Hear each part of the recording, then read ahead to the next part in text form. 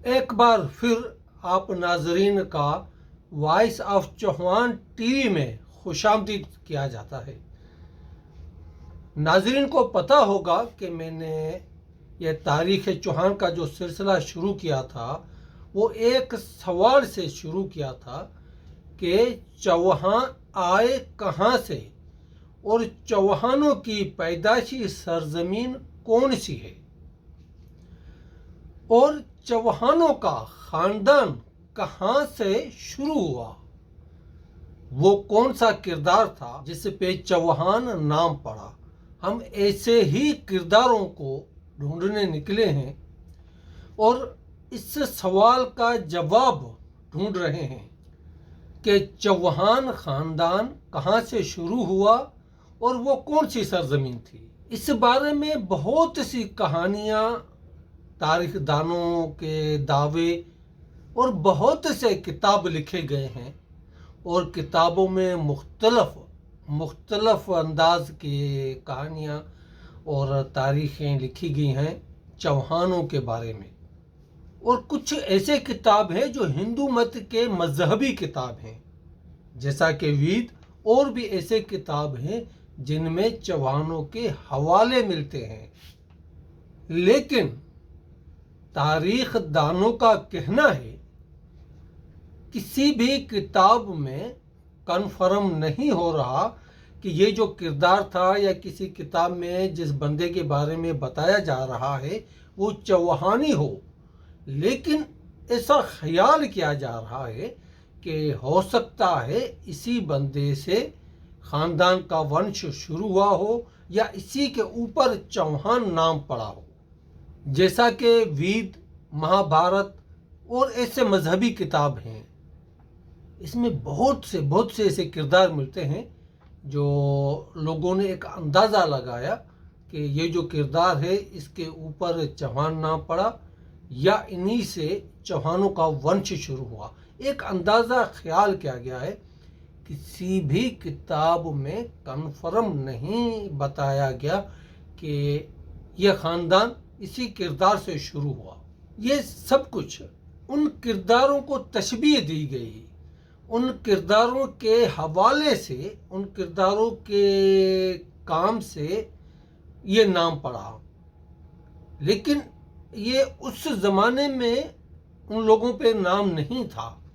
ये एक अंदाज़े मुताबिक जोड़ा गया कि ये हो सकता है कि ये नाम इसी पे पड़ा हो, आगे जाके चौहान हो गया हो। एक ख्याल के मुताबिक लिखा गया कि फ़लान किरदार में जो बंदा है या जो फ़लान बंदा है उसी का नाम चौहान है और इसी में चौहान वंश का आगाज़ हुआ और चौहान ख़ानदान वजूद में आया। हम ऐसे भी किरदारों का ज़िक्र करेंगे जिस पे जो कहानियों में आते हैं, जिस पे बताया गया है कि ये इसी किरदार के ऊपर या इसी बंदे से चौहान ख़ानदान का शुरुआत हुई या इसी बंदे पे चौहान नाम पड़ा इसी। लेकिन हम सबसे पहले तारीखदानों को देखेंगे कि वो क्या कहते हैं। मैं हूँ हाजी सुमार चौहान और आप देख रहे हैं वॉइस ऑफ चौहान टीवी।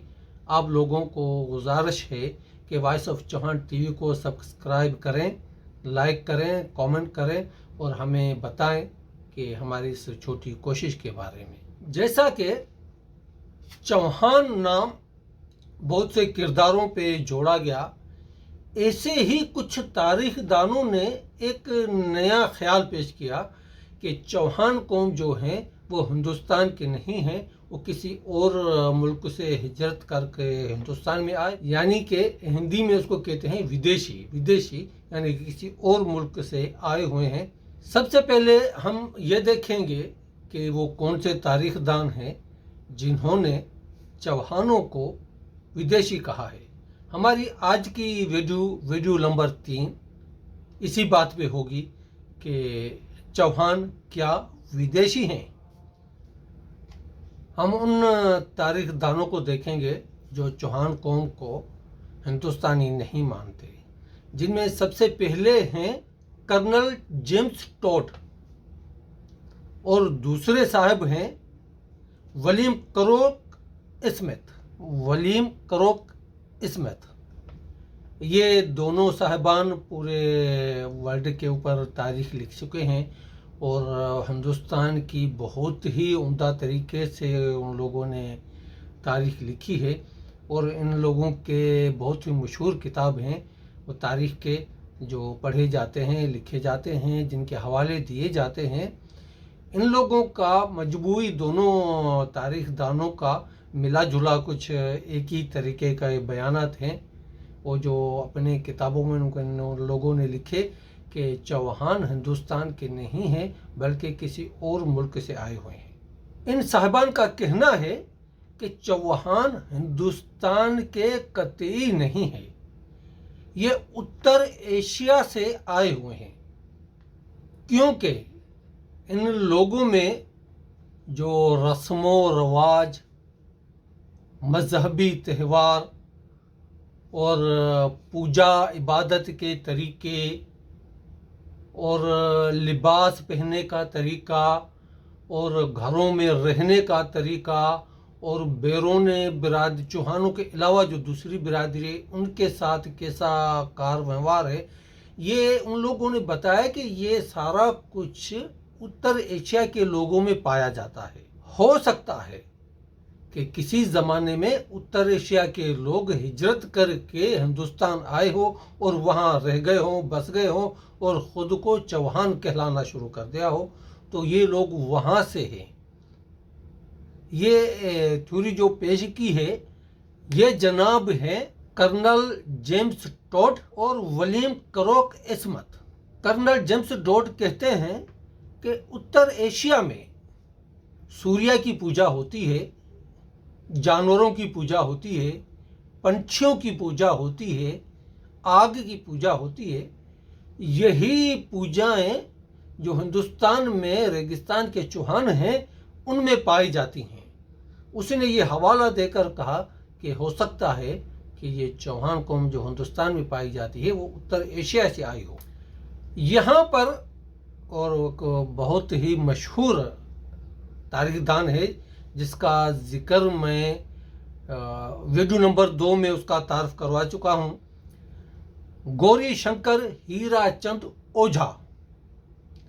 इस साहब ने बहुत ही तफसील से जवाब दिया है, जिसमें वो एक बहुत ही उम्दा तरीके से लिखते हैं और इस दावे को झुटलाते हैं।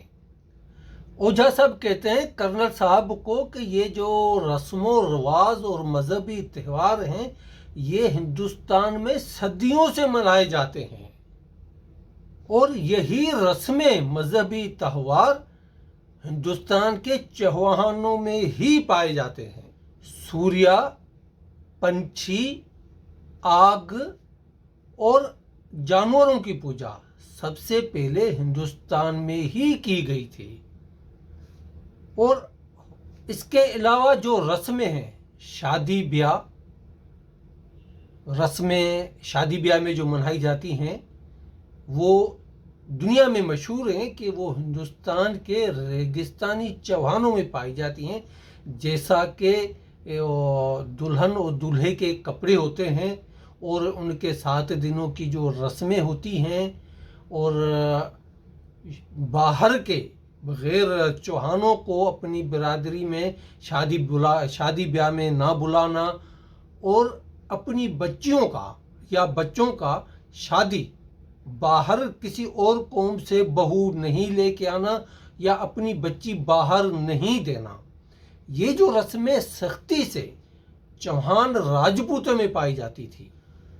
इस हद तक कि जब शादियों के त्यौहार मनाए जाते थे राजपूत चौहानों में तो बाहर के लोगों को दावत तक नहीं दी जाती थी, उनको अपने शादी के रस्मों में शामिल नहीं किया जाता था। ये रस्में इतनी मशहूर थी हिंदुस्तान की कि हिंदुस्तान के बैरूनी लोग जो हिंदुस्तान के बाहर मुल्क थे, कंट्रियाँ थी, हो सकता है उत्तर एशिया के लोग ये रस्में रवाज अपनाने लगे क्योंकि इसमें इतनी मजबूतियत थी, इतनी ताकत थी कि ये बहुत दूर दूर तक बात फैली हुई थी कि हिंदुस्तान में एक ऐसी कौम रहती है जिनमें ये सारी खूबियाँ पाई जाती हैं। उनको देखकर हिंदुस्तान के लोग वो रस्में रवाज और मजहबी त्यौहार अपनाने लगे हों और वही तरीक़ेकार करने लगे हो जिसका जिक्र कर्नल साहब ने किया है।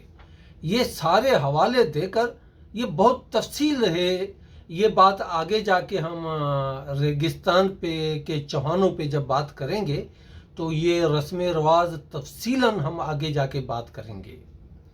ये हवाले देकर गौरी शंकर साहब ने कर्नल साहब को झुटला देते हैं कि ये जो आपने अंदाज़ा लगाया ये ऐसा नहीं है, चौहान पैदाशी हिंदुस्तान के हैं और ये रस्म रवाज जो भी हैं हिंदुस्तान के हैं। और गौरी शंकर साहब तो बहुत कुछ लिखते हैं, चौहान को शान शौकत, हुकूमत का तरीका और जो प्रजा थी, तो उनके बारे में जैसा मैंने जिक्र किया था आगे जाके बात करेंगे। तो चौहानों की जो कल्चर और सिकाफत थी उसके बारे में भी हम आगे जाके बात करेंगे। तो यहाँ पर गौरी शंकर साहब ने जो जवाब दिया, हम लोगों को भी ये जवाब मिल गया इस सवाल का कि चौहान विदेशी नहीं हैं, वो पैदाइशी असली हज़ारों सालों से हिंदुस्तान में रह रहे हैं और हिंदुस्तान के ही हैं। लेकिन हम इस बात की खोजना करते रहेंगे चौहान कौम पर चौहान नाम कैसे पड़ा, चौहान कौम की सरजमीन कौन सी है, चौहान कौम आए कहाँ से, इन सवालों का जवाब हम ढूंढते रहेंगे। अगर चौहान अग्निवंश नहीं है, सूर्यवंश नहीं है और विदेशी भी नहीं है, क्या चौहान बरहमन या भगवान इंद्र के ख़ानदान से हैं? हमारी अगली वीडियो नंबर 4 जो बनेगी उसमें हम 2 ख़ानदानों का जिक्र करेंगे, ब्रह्मन और भगवान इंद्र के बारे में। तो कुछ तारीखदानों का ये भी ख्याल है कि चौहान इंद्र भगवान के वंश से हैं या ब्रह्मन कौम के वंश से हैं। तब तक के लिए अल्लाह हाफिज़, अच्छा सोचो, खुश रहो।